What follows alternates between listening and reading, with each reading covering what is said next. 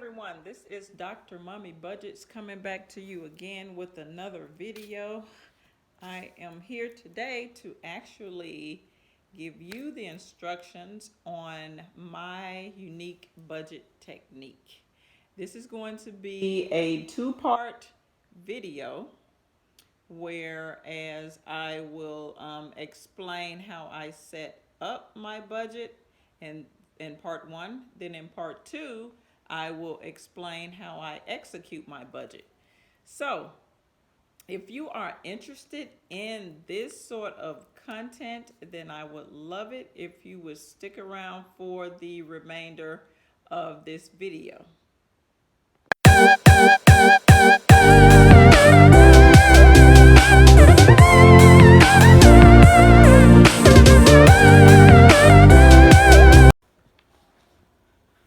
Okay, now, my budgeting technique, part one. Okay, the first thing that you need to do when you are setting up a budget and trying to get your finances in order is to make sure that you have everything you're going to need in order to set up that budget. And some of the things you may need is to check your checking account, or have access to your checking account, because we're trying to figure out what all of your debts are. You may need to tally up and gather up all of your paper bills. If you get those copies, electronic copies of your bill, you will need those as well. And those basically are the things you need, because you're going to want to make sure that you have the due date of each one of your debts, as well as the debt itself and the expenses. So yeah, those are the things you may just need to take out a scratch sheet of paper and just kind of write down all of the expenses that you have. You may have utilities, rent, food, hair, whatever the case may be, but you want to be able to write all those things down and have those accessible right in front of you before you set up your budget. Now, the first thing you're going to want to do is, once you have all that information there, is you will want to set up an operating checking account and an operating savings account. They all need to be one account, because this is going to become your operational empire, if you will, as it relates to these monies. Will be the monies that you will have to utilize in order to take care of expenses, debts, bills, whatever the case may be. So this is not going to be considered a savings account, and it's kind of like not a regular checking account, but you want to make sure that you open up a checking account with a savings attached for this operation, because this is definitely going to be the movement of monies back and forward from the saving portions of that account to the checking portion of that account. So that's the first thing you want to do. Set up a operating checking account with a savings account attached. Okay? The next thing you're going to want to do is you're going to want to get a 30-day calendar and write out what bills are due when. So basically, you're going to get this 30-day calendar, because you should be able to put all the things that you're paying for, all your expenses, your utilities, how much food you eat, how much gas you put in your vehicle, the amount of insurance you pay, life insurance, homeowners association fees, whatever the case may be. You should be able to get a 30-day calendar or 31-day calendar, and you should be able to write out each one of those items on their specific due date for the month, because it's good to have that calendar right there at a glance when you are setting up your budget.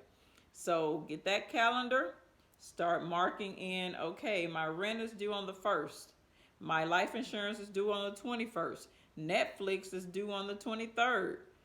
Whatever it is, write it down so you can have that visual calendar in front of you. Okay? Now, the third thing you're going to want to do is you're going to want to divide your bills up based on the number of pay periods that you have per month, not to exceed 4 weeks. Let me say that again. Divide all of your bills up. Remember, you got that calendar in front of you, so you should be able to see every week that if there's a bill that's due each week. Week 1 of the month, are there any bills due? Week 2, are there any bills due? Week 3, are there any bills due? And week 4, are there any bills due? Your bills should not exceed 4 weeks. And I'm going to tell you why, because if you can fit all of your bills into 4 weeks, you have a bonus during certain parts of the year, which makes it more gravy on the meat, as they say. If there's extra money coming in and you don't have to do anything per se with it. So that's what you're going to want to do in step 3. You're going to want to divide your bills up based on the number of pay periods that you have per month, not to exceed 4 weeks. Okay? And I know that there are some people that get paid once a month. There are some people that get paid twice a month. There are some people that get paid every other week, and there are some people that get paid weekly. So this type of budgeting will work for all of those types of pay periods. Now, once you've done that, you're going to want to use, I'm going to take, this slide here actually shows you a sample snapshot of a hypothetical situation of a budget. Okay? So this is what you're going to want to do. The first thing you're going to want to do is you're going to want to get you maybe a scratch sheet of paper again, and we're going to write out week 1, week 2, week 3, and week 4. Write out each one of your debts under each of the columns as you see pictured here on this slide. Okay, we're going to go through them. We have rent on this slide. We have insurance, utilities, food, gas, and phone bill. This is just, like I said, this is just a sample situation. This may be somebody's situation or it may not be, but I'm using this for explanation purposes. Now, as you can see, if you look under week 1, week 2, week 3, and week 4, you see the very same debts or expenses. Same thing under each one. If you had credit card bills, if you had a car loan, whatever the case may be, you will put them under each one of these weeks. And this is for a person who gets paid weekly. If it's bi-weekly, you would do the same thing. Okay? So, for this case, let's start with our debts. Now, we have the rent. It is due on the 1st of the month. So as you can see here, the rent is $900. We were able to break that up under each week where we're setting aside $225. So basically, for that rent, we set aside a fourth of that amount of money every week. Same thing with the next debt, which is the insurance. It's $100 a month. We set aside $25 each week. So this is monies that you're going to pull out each paycheck. Okay? Next is the utilities. Your utilities come in at $400 a month. Set aside $100 out of each pay period. Food, $240. Set aside $60 for week 1, week 2, week 3, and week 4. Same with gas. You put $240 worth of gas in your car. Set aside $60 for week 1, $60 for week 2, $60 for week 3, and $60 for week 4. Same thing with the phone bill. You have a phone bill, let's say $200 a month. Set aside $50 out of each pay period. Now, you do this so you won't overwhelm yourself. This is what I see so much of. People are actually taking 1 week's pay. Let's just say they make $1,000 a week and they're paying their $900 rent, and they only have $100 left over for the week. No, that's not going to work, because remember, you still have food that you need to eat weekly, gas that you need to put in your car weekly. So that is not going to be enough money. This is the reason why you divide your amounts of money across these different weeks. So basically, for week one, out of that $1,000, you're only going to set aside $225 for your rent. So see, that makes it much easier than trying to pay one bill, a bill with a large balance in 1 week's out of 1 week's pay.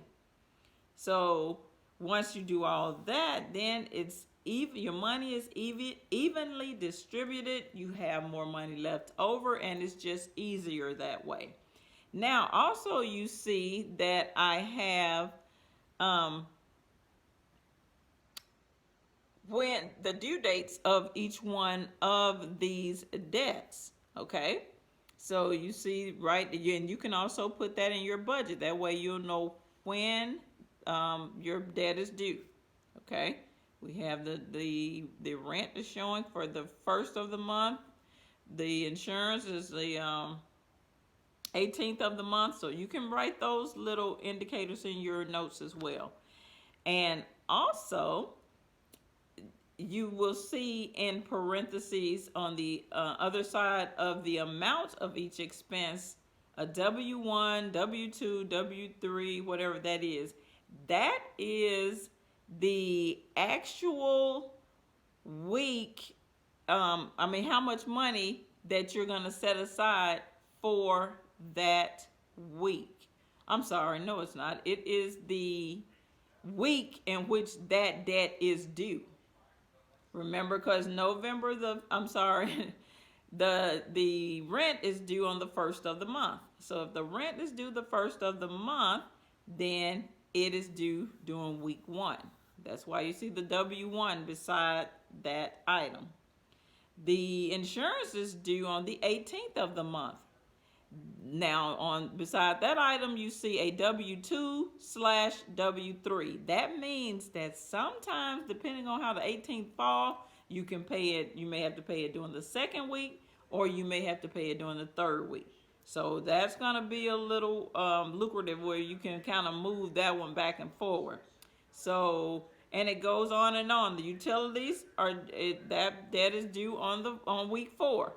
So this is a way that you can set it up where you will be able to break down your monies each week, where you won't have to pay out a lump sum of money in 1 week's paycheck, and you can also set us to know when that actual amount is due, what week it's actually due on. So basically, if you get paid on Friday of every month, then at the end of week 1, that Friday, you will pay your rent.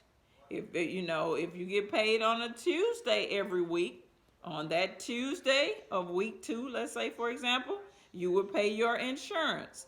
So that is pretty much how my budget technique works. And that is what you would actually do to, pretty much set up your budget. So please leave me a comment in the description below, the comment section below. Also, let me know if you have any questions on my technique. I did it in a slide format so that you can go back and review the slides, so that you can be able to kind of mimic what I put together in order to set up your own budget.